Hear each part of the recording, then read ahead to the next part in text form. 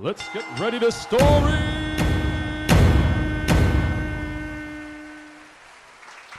Thank you, Connor. Well, discontent is the first necessity in progress.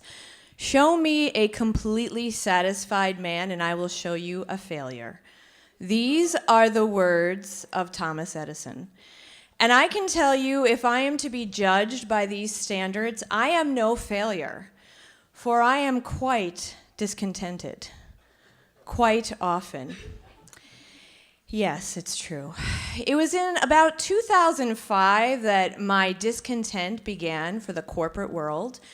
And by about 2009, this had become such a visceral pang that I longed for separation. Yes, so in 2009, my best friend at the time, Kristen, did me an incredible favor. She threw down the gauntlet.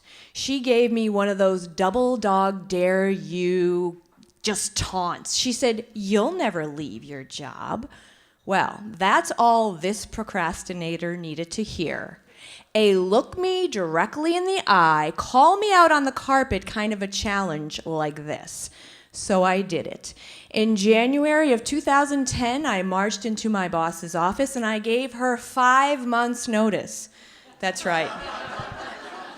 Seriously, 5 months so that I would not chicken out. And those 5 months were some of the most annoying and grueling, horrible months of my life because I endured countless emails, calls to her office, and questions about exactly what it was that I did there, so that she would know how to explain it to my replacement, as if I could be replaced.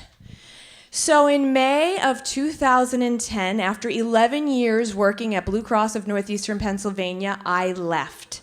I left full of piss and vinegar. I was determined and self-confident. I was going to succeed in my own business, Laugh to Live, and to make a success of my first book. Yes, amid all of the discontent I had throughout the years in the corporate world, I had also been experiencing my fair share of discontent or disaster at dating. So some of these disasters just begged to be written about. So in 2010, I published my first book, He's Not Prince Charming When, full of illustrations and one-liners and stories of my pain. Yes, some of these men, it's almost like they were auditioning for the book when I was out on the date for them. They made it so easy. It was just so easy. And these are the times I would write these notes, and I would say, this is why I whine, so they'll start to look like Prince Charming. These were stories of coupon clipping clowns who courted me, to two-timing tools who would tear out of town to see their exes.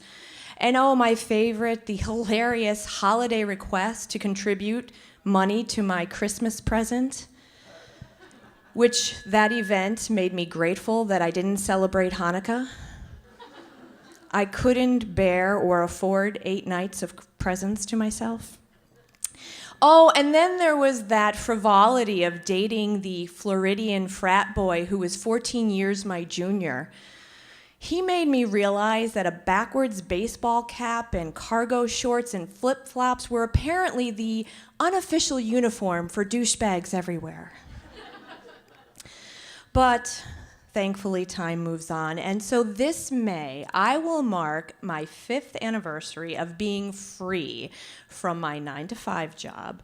And I can safely tell you that there is not one moment that I regret this breakup. I will tell you, however, there is still discontent in my life, and there is still there's dismay, there's some letdowns, but that's okay, because I am still not ready to make big business my sugar daddy. I am staying out, I'm marching forward because I feel that I am smart, creative, and I am not afraid of KY. Yes.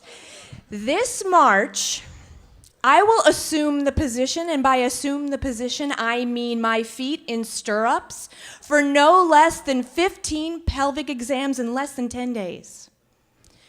Now, you could be thinking to yourself, does this woman have a medical fetish that can only be quelched by speculums? Does she have an odd lust for lube and latex? No. The answer is no. I'm sorry to disappoint you. I am what they call, I'm entering my 4th year as what they call a standardized patient at the medical college. I will do these things because this is how badly I do not want to be chained to corporate cubicles. I remember the night before my first pelvic exam at the medical college, like it was yesterday. I was anxious and nervous. It was like the night before my first big date with someone. I wondered what I should wear. I wasn't sure what the proper attire was for a gang pap. I had never been. I was not told. I thought, is this an au naturel thing? Come as you are? Should I go Brazilian? Should I vajazzle, a little something to catch the eye, a little sparkle? I went ahead just as I was, and everything went great. I have to say, everyone at the medical college is professional. The students, the teachers, they're all wonderful. It only became awkward with the last student. He popped his head up and he predicted 6 more weeks of winter. But never mind what Punxsutawney Phil or that med student has to say, because spring is coming. It is coming. And even in my coldest, darkest moments, when the Northeast PA winters have blown out my personal pilot light and have made my usually warm, maybe tepid, heart iced over, I have hope because I remember why I left that daytime job, that dysfunctional relationship. I left to fulfill my dream. I left to fulfill my dream of making people laugh, of helping enrich their lives, and I know I have done that. And I look forward to doing it more and more and more. And so I am not disheartened. And I think of the one remedy that can really cure this discontent. I think of people that I love, like my boyfriend, my parents, the people who support me. But the one thing I will always know is that the most important relationship is the one that I have with myself. Because it is out of this relationship that all other relationships are born. As Buddha said, you, as much as anyone else in this entire universe, are deserving of your love and affection. And I take those words to be my inspirational antacid.